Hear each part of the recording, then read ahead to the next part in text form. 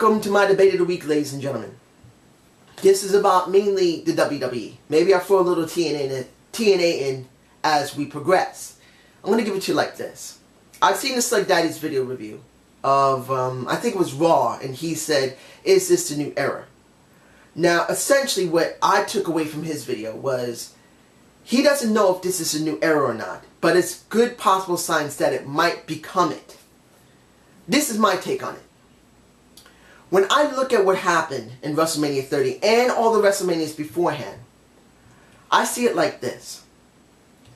And I don't mean to be graphic in my words, but this is the best way to say this. This is not the new era, I believe. This is the old era killing the WWE. When you look at all the people that's come up so quickly in the last 2 or 3 months, when you look at Paige winning the Divas Championship, Alexander Rusev, Alex Rose, Bo Dallas, I believe there's another person, I can't remember. You think this is great. They're finally bringing new people into the blood, into the fold that we need to rebuild WWE. But here's the problem. And this is where it gets graphic. If you're a person who gets cut open, let's say your arm gets cut open where the main vein is, and you're bleeding to death, the quickest thing to do to keep you from dying is to put a tourniquet on your arm and tie it really tie it tight to keep the blood from flowing out of it. You go to a hospital.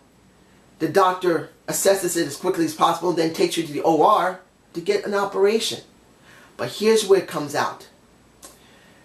If the tourniquet is not watched as you're about to do the operation to make sure that person doesn't bleed to death as you're operating, that person will die or lose the arm. And this is where I see it. We have a whole bunch of new people coming up. But the way the WWE is operating in the last 4 years, and I'm only doing this as 4 years, because I just want to see the most recent stuff, the most recent people that came in the last 4 years. The Nexus came in.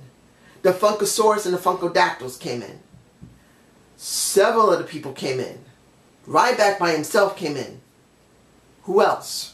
Wade Barrett came in by himself. Daniel Bryan came in.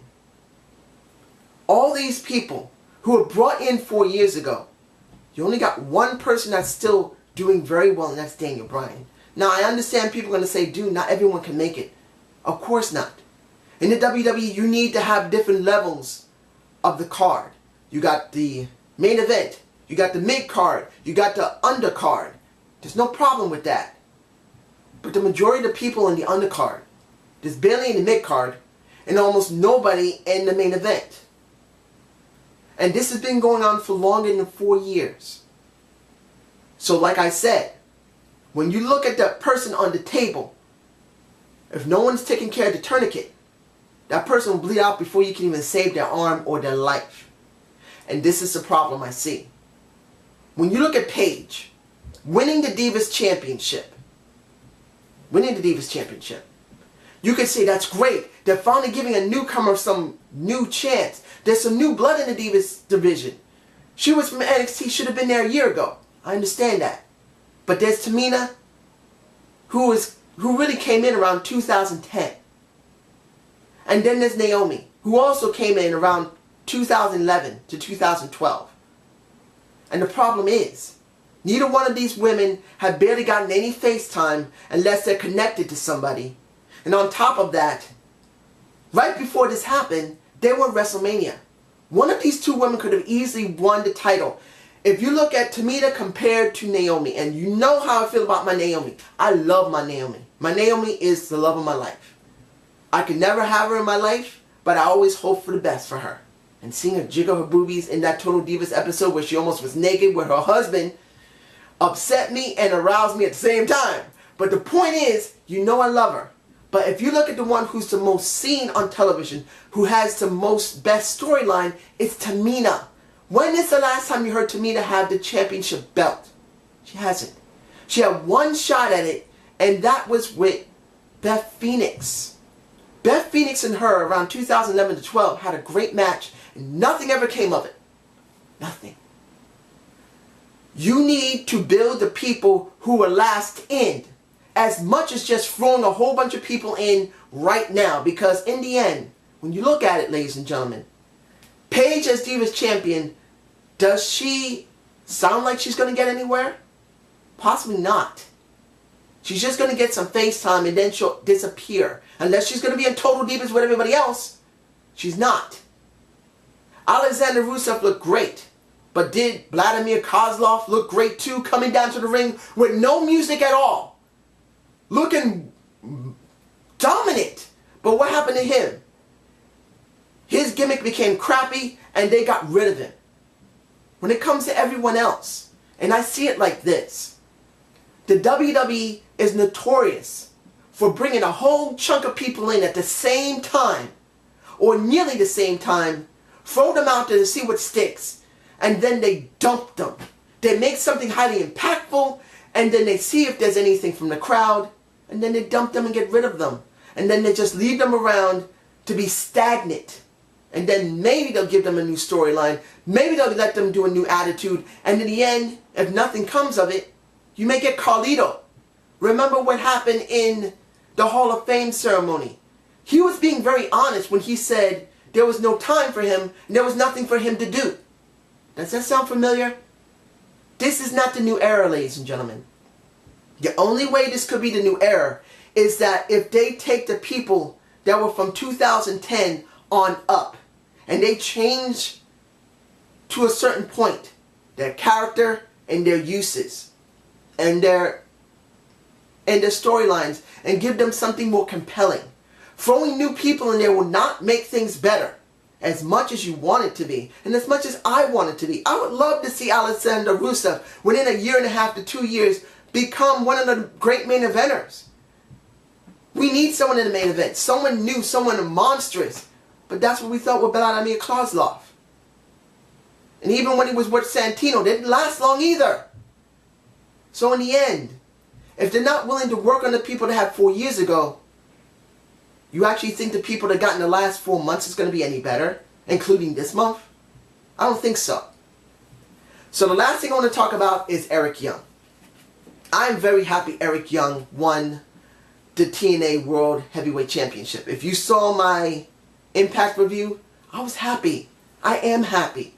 Eric Young has been around a long time. He's gone from one extreme to another. He's done some weird stuff, but he's always been a fan favorite. And now TNA realized, you know what, this guy's always been around so long, we need to reward him and we need to get someone into the main event that we know will do some good business. And yeah, if it doesn't work out, we always make him crazy again. But that's the best thing about Eric Young. You can form on to be Mr. Cray Cray. Make him cray cray again. Let him go out in the dress. But in the end, the people may still love him even if he doesn't get very far. So that'll still get you somewhere. But this is my feeling right now what's going to go into Sacrifice. It's not going to be over with Magnus. We know this. The question is going to be, what is Magnus going to do after Sacrifice? He's been world champion for quite a while.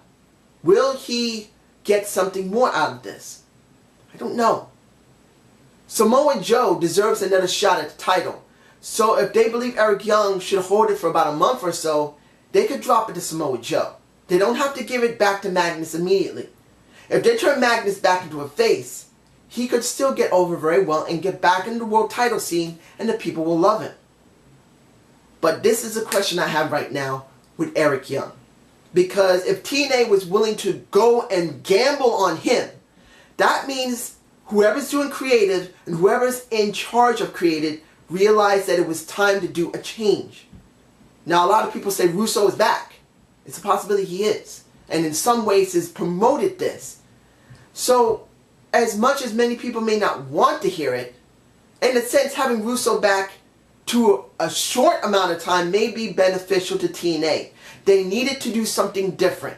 Now, I'm not saying to have him more than a few months, and I'm not saying he won't still be there after I say a few months. But at this moment, we got a change that we actually like. So I'm hoping that TNA will understand they need to keep doing these changes. They need to bring in new talent again. Risk losing some more money to bring in some people you need. Hell, as much as people don't want to hear it, bring in fucking CM Punk. CM Punk wants to be the head of the entire company. But to do that, he's got to prove it.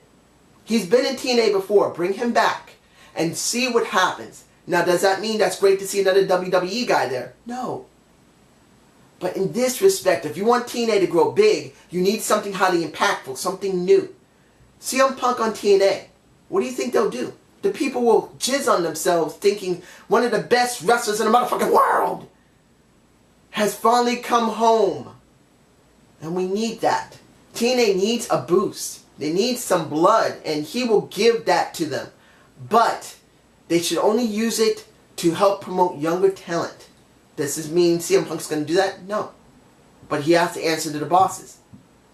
If they have the understanding of it, they'll use him to bring in more better talent, still give him his payday, even give him a chance to be the boss for a while, and then let him go if he has to go. But in the end, that's what we need. I'm just hoping they'll understand this in this coming year. But I don't think they will. But let's just hope. So I hope you enjoyed this debate of the week. Please give me a comment below. And I hope you enjoy this. And I'll be getting my Raw reviews done as soon as possible. Peace up!